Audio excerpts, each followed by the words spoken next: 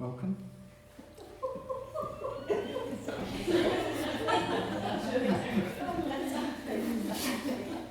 So I wonder what fish feel about water. So what's this Clive character getting at is we take time for granted. Like the most precious thing we all have is time. And even you never get it back. And it's almost like, because we've been around as long as we've been alive, it's like fish can take water for granted, and maybe we take time for granted. So I think it's always good to think of motivation, of impermanence. Everything is changing. And it's not to make us scared or to give up, but just to have insight, to have less attachment to what we're doing, to whatever we're getting too involved in. Like even sporting events, if people get so involved and distraught, you're getting too involved. And the remedy is less involvement. But also, we need to do the work. So I'm sorry, I'd love to be, I could just say sweet talk and be a crowd pleaser. But I think that, like Oprah Winfrey, she's got a spiritual channel, TV channel in America, and recently she nominated 100 people, like yoga teachers, spiritual teachers, to be, some kind of special academy. But what she's talking about is like you have to do the work, and I think that's it. I mean, we have so many habits, or is it just me? We have so many habits that to get the most out of our time, we need to wake up a little bit more. The Buddha, the translation of the word Buddha literally means waking up, the one who's woken up from almost like the sleep of ignorance. And I believe in America there was a tiger called Mohani who lived in a zoo, and it was a tiny little cage, and all it did was walk around in circles. And the new zookeeper arrived, and he felt really a lot of compassion for Mohani. So they built a special enclosure, like a proper tiger enclosure. And they moved Mohani into the new enclosure, but all it did was walk around in circles, because that is what it was used to. So it wore out all of the grass in a circle. So we can become creatures of habit. And the whole thing is, let's awaken our true nature, like trusting our goodness, trusting the gold. Trusting the gold, trusting that we all have this potential to make more use of our time than just going round in circles. So even self-criticism is a bit like a cat chasing its own tail. I think why I became a meditator, my motivation was to become a being of pure or clear energy, so that I just related to the world without any complications of, too much self-doubt. Yeah? And the self-doubt is just often, it's like a means of fear. So I think we could be curious, like we can do a lot better with our time than be like Mohani, going around in circles. And at this point, I wanted to quote a poem from Rumi, this Sufi mystic. So I'll read it out twice, and it's very short. If you put on shoes that are too tight and walk out across an empty plain, you will not feel the freedom of the place unless you take off your shoes. Your shoe constriction has you confined, and at night, before sleeping, take off the tight shoes and your soul releases into a place it knows. Dreams glide deeper. So if you put on shoes that are too tight and walk out across a beautiful empty plain, you will not feel the freedom of the place unless you take off your shoes. Your shoe constriction has you confined. At night, before sleeping, you can take off the tight shoes and your soul is released into a place it knows. Dreams glide deeper. So, we can be free in our minds. So it's really all about liberation. How about that? Moksha, do they call it that? Moksha or liberation. Liberation from what? Going around in circles in a mental cage. The only cage is really one we create in our mind with our limitations. And every night we can fall asleep and we can wake up and start a new life. And the idea is, I suppose, that if we can get a regular daily practice going, that is so good. Like, I'm not trying to make you feel guilty if you don't have one, but teaching 25 years, the people that come to me and said, everything changed, Clive, when I got a regular daily practice going. Like, even there's a woman, young woman who was working in software in London. She was from Thailand and she's just climbed Kilimanjaro. So sending me all the pictures, which is wonderful. And her breakthrough was when, even if it's not very long, but just to have, like, it's almost like a newspaper without punctuation would be meaningless. But if you add the full stops and the commas, it becomes meaningful. Life without punctuation is just like speed, neurotic speed, going like from one sensation to the next, or one idea to the next. So just this,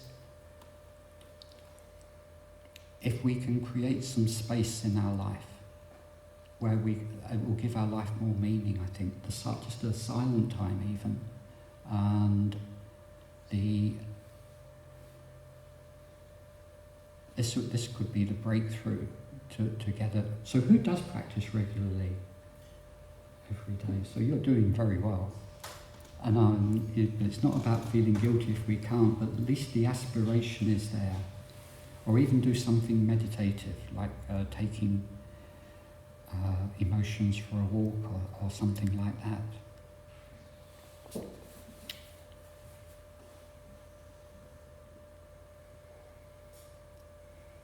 So, a very simple teaching I found very useful that I want to share with you, and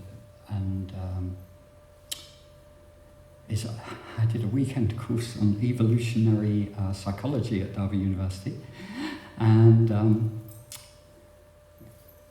two scientists who I think have won a Nobel Prize, who spent 20 years mapping the human mind. They found that sort of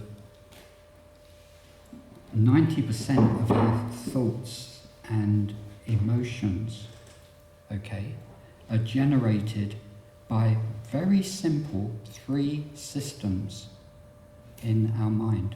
So you might not know these. So since we're doing mindfulness, it might be good to know what the mind is and how it is in context. Why not? Yeah. So I found this incredibly interesting. So this is about evolution. Evolution. Remember, the essence of Tibetan therapy is evolution. The essence of Tibetan Buddhism is evolution. If this time next year we can think, well, I really got a daily practice going, I've evolved. I'm not the person, like last year I was a caterpillar, now I'm a butterfly. So I'm recognisable in the photographs in a good way, because I've let all of the harmful habits that have me going round in circles behind me. So how can we do that? Very simple. Remember, simplicity is key. So the simple thing is there are three systems that are kind of that are at the root of 90% of our thoughts and emotions. So the most predominant, what do you think the most important thing in life is? Breathing. Pardon? Breathing. Breathing? Well, that's pretty useful, I think. But I think coffee. But I think psychologically, in evolution terms, it was just, like not the Bee Gees song, but staying alive. Remember, you've got the most important thing. So your default setting is staying alive. So then your default setting, if you're in the dangerous Serengeti, is very different from being in the 21st century. So it's not our fault, but we're products of evolution, and evolution isn't rational.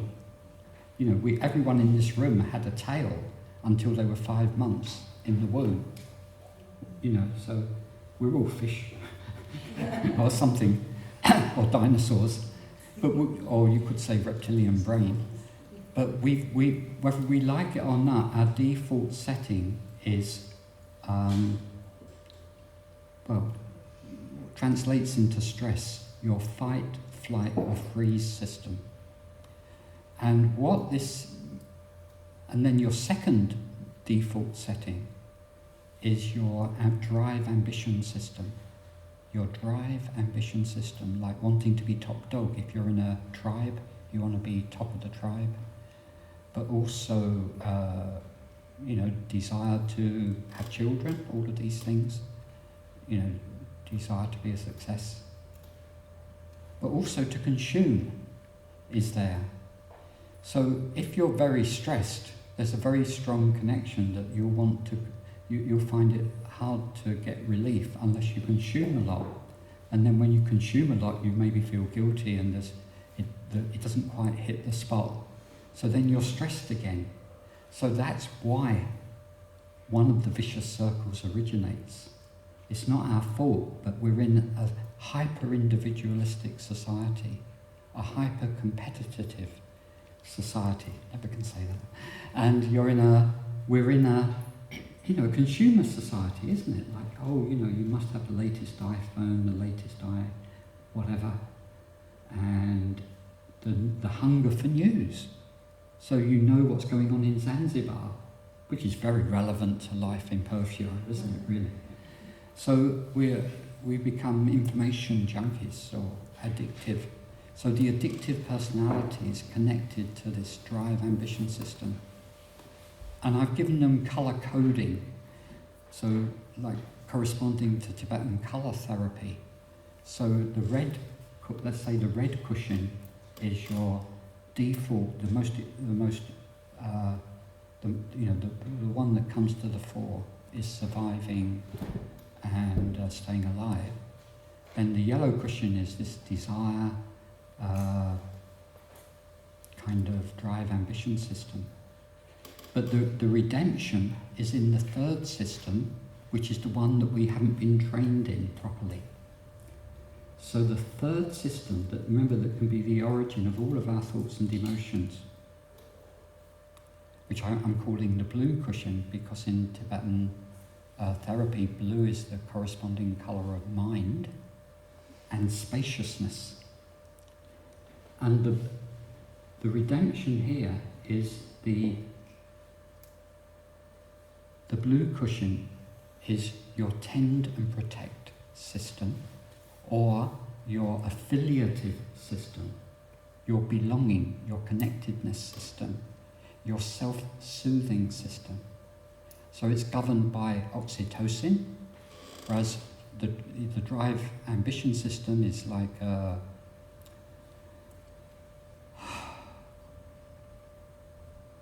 serotonin, other things, dopamine, especially dopamine.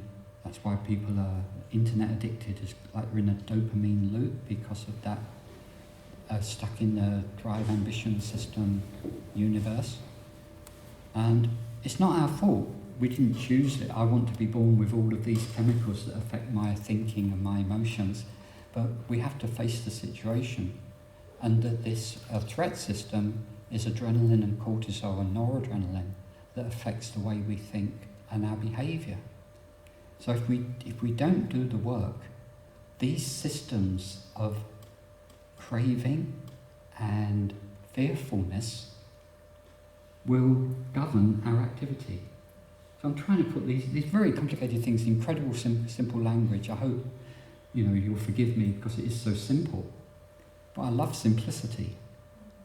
The simplicity is, if we don't do the work without thinking about it, like I think the most difficult thing is to go against the grain and do what we need to do rather than what we want to do.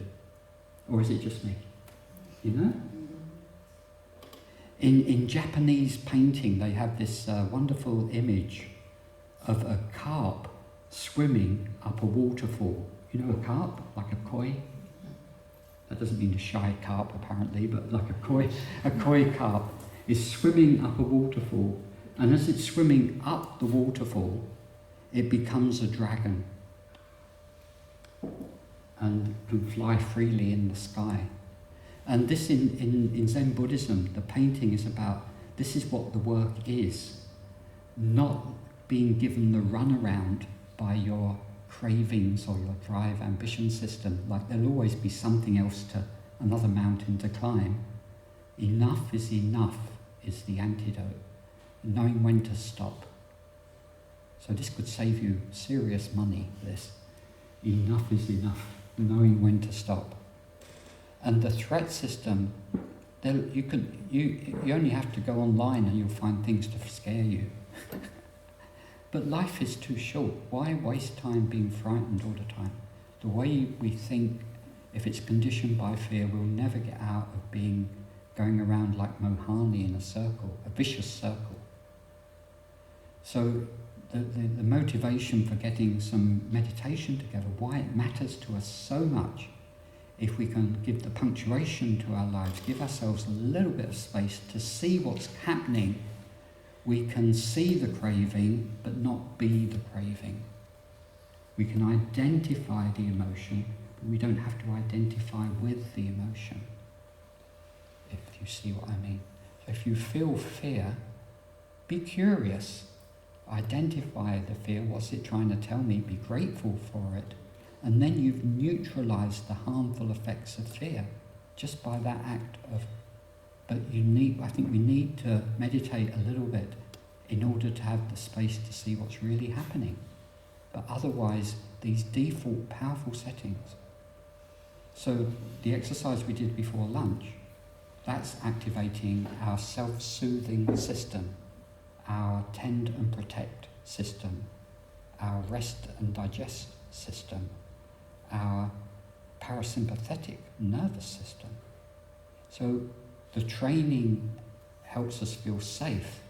If we feel safe, we can take off the tight shoes. If we feel restricted because of the fear and the hungers and the cravings, or I want to be perfect, or all of this. All human suffering arises out of our egocentric wish to create a perfect environment, both outside and inside. And life is imperfect. Nothing is perfect, and that's fine. I'm okay with it. So if we take off the restrictions of our craving, of our too much ambition, we take off too much fear, paranoia, then we can relax and enjoy the beauty of life. But it's not just in our heads, it's got to be something physical. And this is why we do yoga. This is why it's so, total respect, R-E-S-P-E-C-T, for all the yoga teachers in the room. Yeah? And, this is it. Visceral, physical. Being human is like living in a house with 4 rooms. you'll give yourself a lot of space, even if you get outside more, into nature, into yoga. All of these things are a way of rebalancing our energy system, because I think often we're out of balance, we're just caught up in our neurotic speed. Or is it just me? You know? There's an incredibly aggressive quality about speed. Like, I want this, oh, I'm frightened of this. We're moving too fast. And I think this lovely poem about taking your shoes off is if you can just take away the constriction of relentless ambition, relentless fear, you can start to see all of the wonder and beauty of life. And sort of my kind of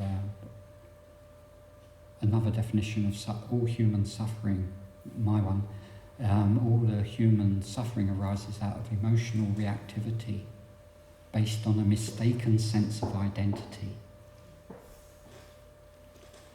that causes us to be separated from the mystery, energy and wonder of being.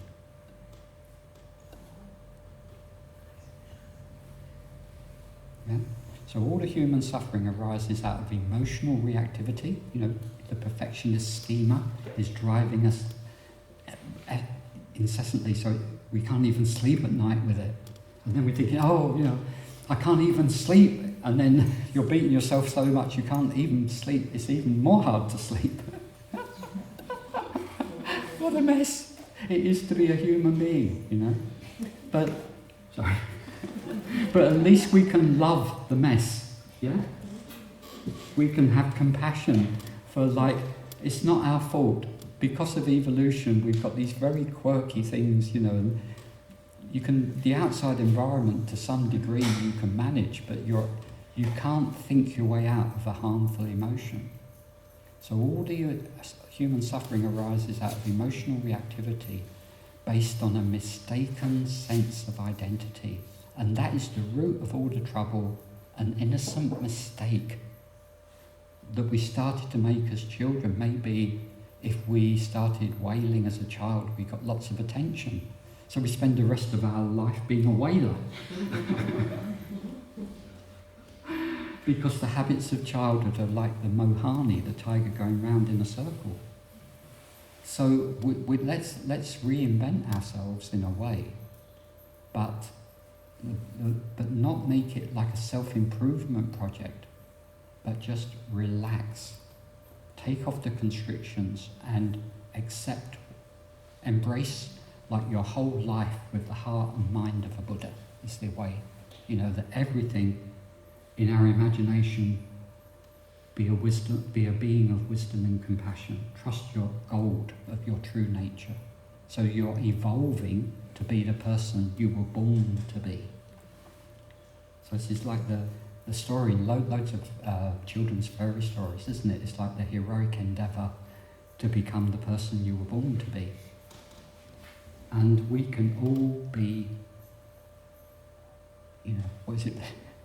I think we can all love better, can't we? Or is it just me?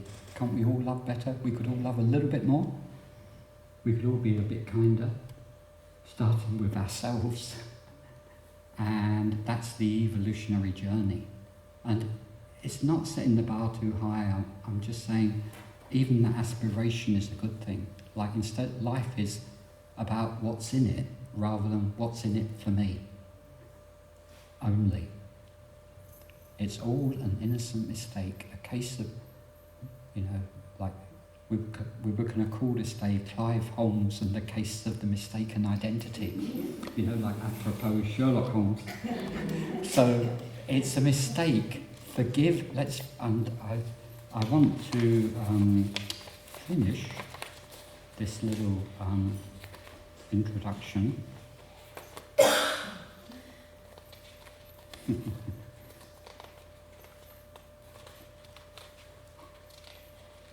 Patience. Clive, patience.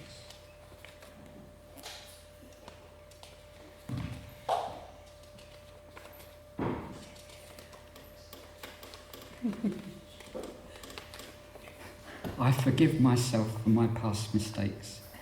I forgive myself for saying things out of anger. I forgive myself for all of the misunderstandings that have misled me.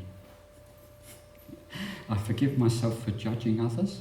Has anybody ever done that? Please don't judge me. I'm a soul whose intentions are good. Please don't let me be misunderstood. So, I forgive myself for hurting others before they could hurt me. I forgive myself for not being as ahead in life as I wish to be by now. I forgive myself for squandering my time and energy on the wrong pursuits. I think you get the idea. You know that forgiveness is giving up all hope of a better past. Forgiveness is giving up all hope of a better past, so we can let the past go and evolve into a different future. It's not aggression against who we used to be. That's just more neurotic speed. That's our threat system talking. But out of kindness, to like lifting a child out of danger, to extricate ourselves from our harmful patterns of thinking, emotions, behaviours that create the vicious circles in the first place.